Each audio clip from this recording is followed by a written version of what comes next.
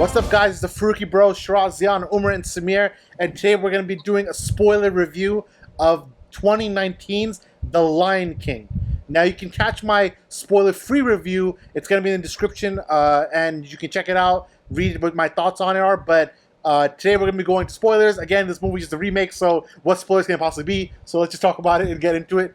I'll give my thoughts first before you guys do it. So, I actually love this movie, and I'll preface it by saying 1994's The Lion King came out the year I was born, is the greatest animated movie ever made, and no movie even comes within a tenth of that movie's greatness. Everything is perfect. The animation is perfect. Colors are perfect. Acting is perfect. Hans Zimmer goes off in that movie. It's still his greatest score he ever made was The Lion King. Hasn't been stopped. So I can never stop giving enough praises for that movie because it's one of my favorite movies, period. It's actually one of my top 4 favorite movies of all time.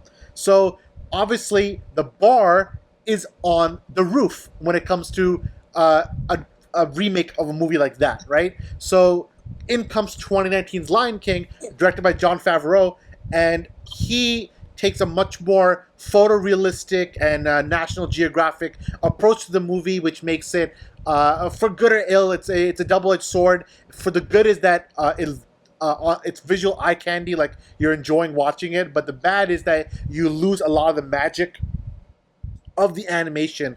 The colors and the saturation that the original animators used was completely lost in a translation where you're making things photorealistic, right? So in that case, and then everyone being recasted, for the most part, every single line was the same.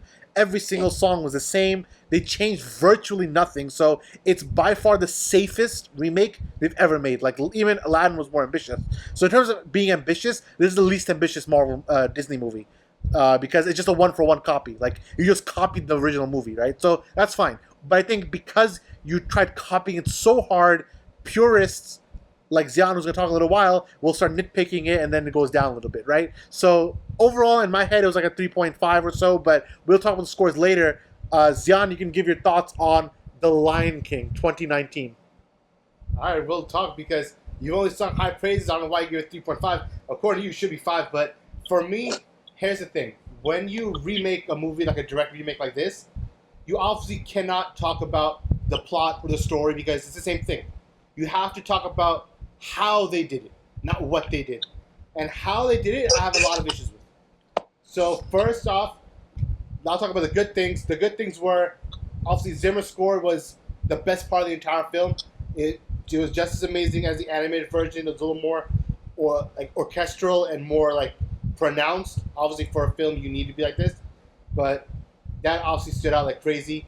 The visuals, like you said, hyper realistic, which in my opinion was to a fault, but it still looked amazing. Sometimes it felt like I was watching National Geographic, but with lines dubbed over it. But that's also beside the point. For me, the main issue with the movie was the performances. Now, for guys like James Earl Jones, who reprised the role, I think he did perfectly fine. Obviously, he's older, so his voice is a little more like low and more somber, but I think as Mufasa, he did perfect, and I'm so happy they brought him back. Now, for Simba, who's the main character of the film, all his child scenes, I thought they were perfect. They almost felt like an exact copy of the animated film. The issue happened when he became an adult. Now, Donald Glover, Childish Gambino, his singing was great. The way he sung songs were fine. I thought they were really good. And as Beyonce too, the song performance is great. The acting though was flat, completely flat. The way he delivered his lines, especially in key moments, there was zero emotion, no emotion at all. And you can watch the original Lion King where Matthew Broderick played Simba, and in an animated movie, you can feel the emotion. But in this, he felt just completely wooden. I think either they didn't tell him how to say the lines, or he's just not that great of an actor. I don't know. I'm not familiar with too much of his work outside of his. I'm not familiar with his acting work. Maybe like Community. I think it's a Community. But What are you talking about? What? he has a lot of film work, and I think that showed he wasn't really that great. What are you talking about? Some scenes It's all Donald Glover. Donald Glover. Simba. Oh, I'm gonna beat you up. I'm gonna beat you up. Dude, all right, you'll get to it, but let me finish my points. How would you have to take 10 minutes to finish your point? All right, yeah. So, Scar, I think, as character, he was fine. Obviously, he was different than Jeremy Irons' performance. Some of his line delivery on the key scenes, like when he told Mufasa, "Long live the King," I think it was just horribly done. All right. If the way Jeremy Irons did it was, I don't know, just it was perfect. Obviously, Jeremy Irons is Jeremy Irons. like the way he menacingly whispered to Mufasa's ear, "Long live the King," and you see Mufasa's like eyes, like he's like, it. All right, so that's the animation thing. Okay, so let's. That's the animation thing, but Samir, why don't you please tell for the performance? Samir, please educate fine, this guy. But honestly, it didn't work for me. Yo, Wakabi, kill this fool. Kill this guy. Yeah, you're losing your mind, Kate. It was too good, bro. Yeah, there's only one bad scene in the whole movie, which was Mufasa's death, because the camera angle was kind of weird. Let me add one more point. Forget your points. The most important scene in the movie, in my opinion, which is when he sees Mufasa in like the cloud, was one of the worst things. I cannot believe how badly they did it. Shut up. I can't believe how badly the visuals. They couldn't even make it a little more like fantastical, you know? All right. It was so all right, realistic. First of all, and then his Simba when he was talking to Mufasa was so bad. Oh my God, so bad. This guy's always complaining. Man. I'm telling you, All right. couldn't have been more disappointed. I don't know what the complaints are because it's a 1-to-1 remake, but they have to make some tiny changes. Okay, the changes were fine, but the problem is the performance was bad. All right. The performance was good. They were all good. There was not even one bad performance. Yeah, he was bad. Because I didn't watch the original, okay? I'm gonna beat his ass. Let's all just beat him up right now first. Shut up. Umar, I'm not even joking. You have to watch this movie. Lion King is a masterpiece, the original. Yeah, I'll Shit, watch there it. it Don't worry. Because I never watched the original, I think I went in with the least baggage or something. I don't know how to say it. But That's the correct yeah, word. I went in with the least expectation of what I wanted to. I just went in okay, what is the shit? And it turned out to be freaking fire. All right, let me tell you why. The ultra real look, right? At first, I was like, yeah, this is a bit too documentary style. They should make it a little bit more cartoonish. But to be honest, after the first few scenes, I was like, whatever. It just worked. It was fine. The only scene that where it didn't work, in my opinion, is the camera angles when they killed Mufasa. Like Samir said, I don't even know how he dies in the freaking original, but it was weird. The camera angles they chose to shoot that was weird, and also, when Simba, obviously, I think a little bit of fakeness would have helped.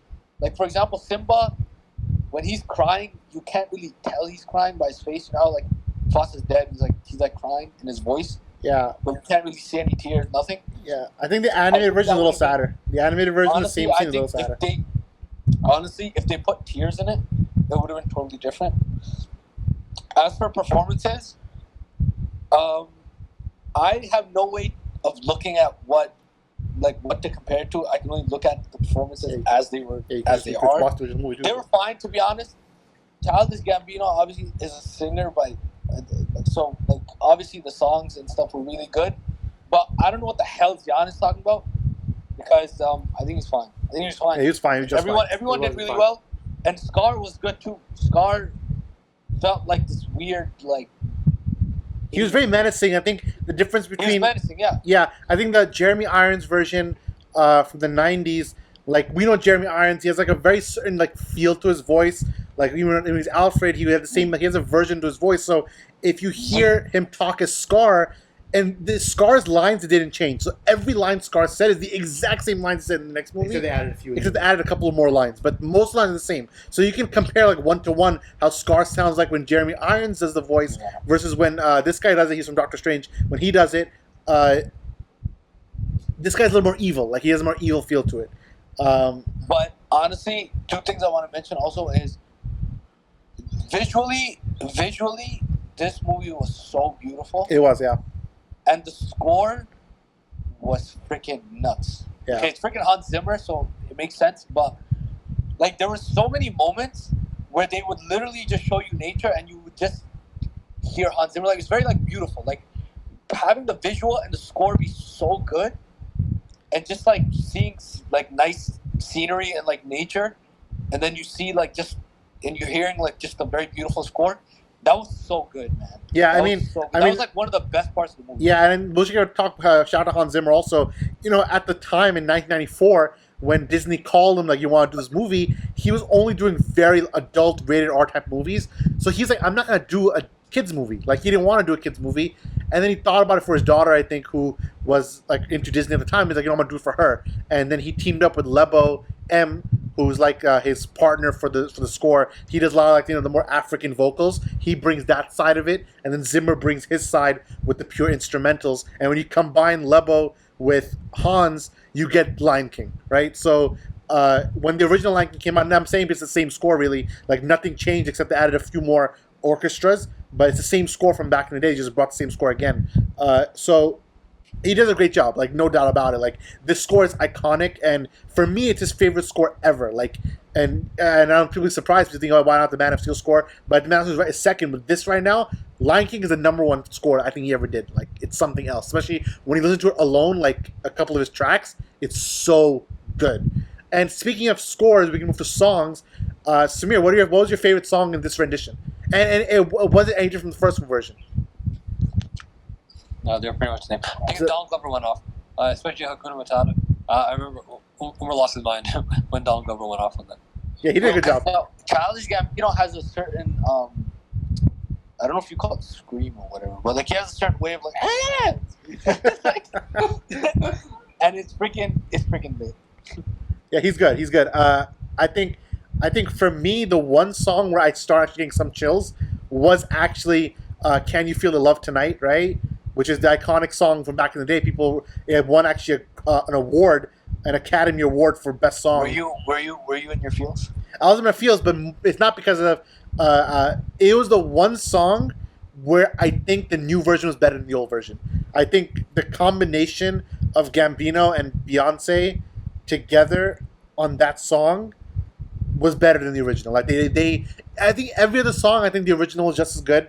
I think the original was better actually for most of them, but for this specific song, I'm like, yo, they went off. Like it was pretty lit. Samir, do you agree? Sucked. Do you agree? Also, Seth Rogen's performances too lit. Who's Well, for? Timon and Pumbaa, they were pretty good. Oh, yeah, He was Pumbaa. Seth Rogen Yeah, he did. I think I liked Timon and Pumbaa. I thought they were actually funnier in this movie.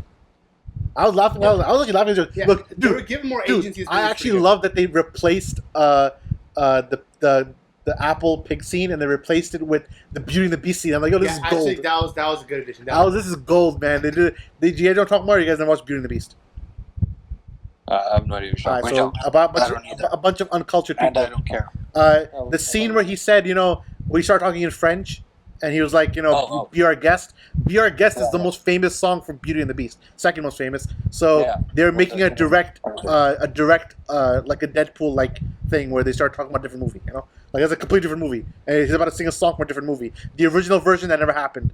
The original version is a little more dramatic in some senses. Like Umar said, like when Mufasa dies in the original version, Simba is like straight up crying, and since it's a cartoon, they do more things with their body that's a little more like different. Like here in the second version, when Mufasa's dead, he goes and kind of snuggles with his dad. But in the original version, he like picks his dad's arm up and he puts it around him. Like it's a little more dramatic. It's a little more emotional. So I think, and you can't do that kind of stuff with the real version. So in that same thing honestly, I think that's where I think Xian's issue lies. Even for me, I feel like they could have still done more. Like I haven't even seen the other version, and I still feel like they could have done more. You know what I mean? Like, yeah, they should have at least had tears. I mean, the main difference is that anyone can YouTube this. Like, and you can YouTube the difference between 1994 and 2019. Mufasa, Scar killing Mufasa. It is day and night different. Like, the lines are the same, and most of the shots are the same, but the way he leans in, and Jeremy Irons is freaking wild in that scene. But the way Scar leans in to his brother's face, looks him straight in the eye, and says, "Long live the king," and he whispers it like such a menacing, like, dude, it's so much hatred. It's chills, dude. It's chills. Here he's more like, "Long live the king," and he just hits him. Like he hits someone's paw. The other thing, he like puts the claws in his brother's paws and then throws him off. Releases him. Yeah, it's actually a little different. So, and like Umar, you said like you thought the shot looked awkward when Mufasa like following. they actually completely copied how the animated one looks like. But the problem is, in the animated, like Shra said, like they can animate their bodies to contort in certain ways, so it looked normal. And you can But show in this fear. instance, it's real. You can show fear, Yeah, and so the fear. you see Mufasa's face when he's about to die. But here he just looks like a lion, so you can't really tell what he's thinking. But you can see the fear in his It's face. the emotion of the eyes. Like since their eyebrows in the The eyebrows. Yeah. you can see emotion based on how his eyes are. I think another scene is when Mufasa gives him a lecture. That's one of the most beautiful scenes in both versions of the movie. When he's like, Simba, come see. He was angry at Simba. He's like, I was afraid of losing you. That scene. Oh my god, that was fire. So that scene was beautiful in both versions, right? It gives me chills, both versions, right? But the first version is a little more like sadder because you can see like Simba's extremely afraid of his dad. His dad is the king, And then Mufasa's face is also like you can see anger in his face. That he's angry at his son.